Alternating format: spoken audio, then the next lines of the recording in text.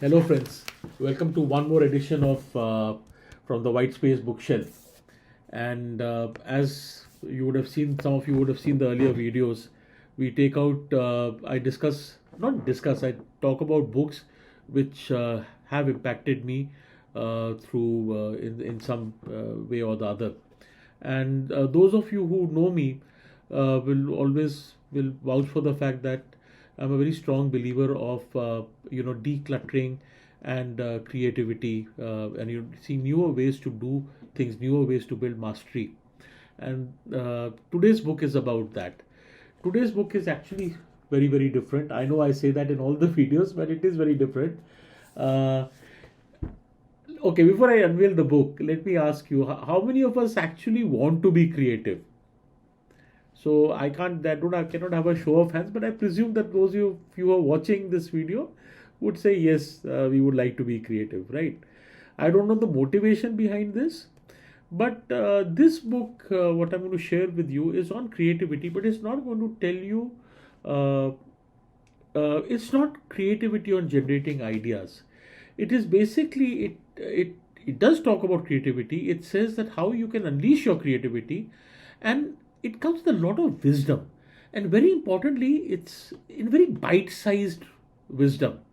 I One of the books I shared in the past video, also I shared, and I mentioned that by looking at the index page, table of not index page, the table of contents page, the chapter headings, one can that itself can be a learning, right?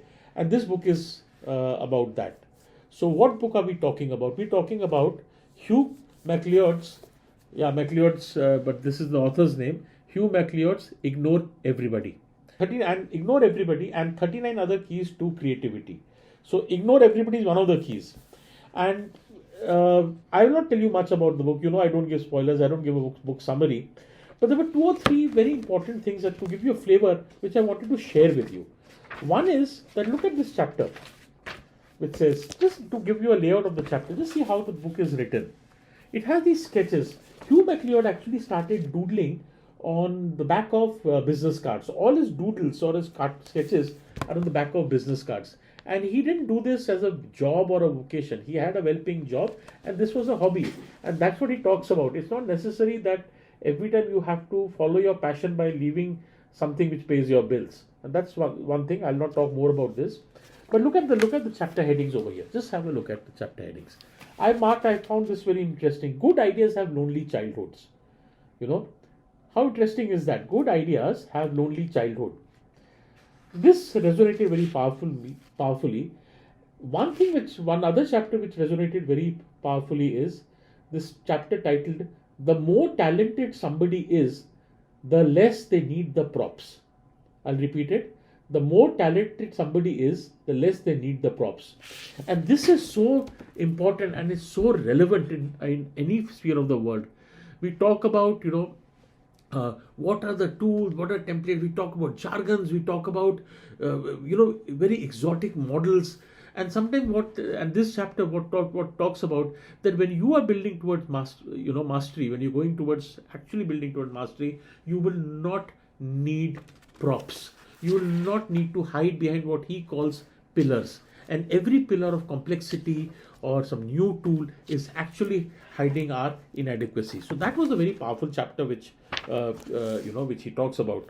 So what and the example which he gives, and I know I normally don't give very famous people's examples, but he says Van Gogh, the famous painter Vincent Van Gogh, really painted with more than 6 colors on his palette. And what he goes on to say, a fancy tool is just the second rater, gives the second rater one more pillar to hide behind. So I think this is very interesting. I won't go too much into reading the other chapters, and so please do pick up Ignore Everybody and 39 other keys to creativity by Hugh MacLeod. Please do read this book. It'll be worth it. And as I said, it's very bite sized. There are 40. Imagine there are 40, as he said, 40 chapters in this, and each chapter would be around 2 pages, written in a very nice style. So I think it's a perfect weekend reading, and it does offer bite-sized wisdom. So yes, I hope you enjoy reading it. And as I always say, that please if you like these videos, please do share with your people, your professional and personal networks, because as I always say, reading is a very active form of engagement. It stretches your mind than just only consuming content through audiovisual. Yes, it may be the rising trend. One of the reasons why I take out these contents on video is because content watching is more. But the fact of the matter is, as I'm saying this, I will also definitely keep on reading as much as possible, because that is the development of the mind. I'm not taking these videos out to teach you something.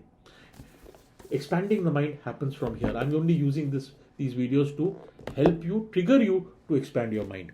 So thank you so much for watching, and I wish you all a very, very good weekend. See you for the next video. Bye.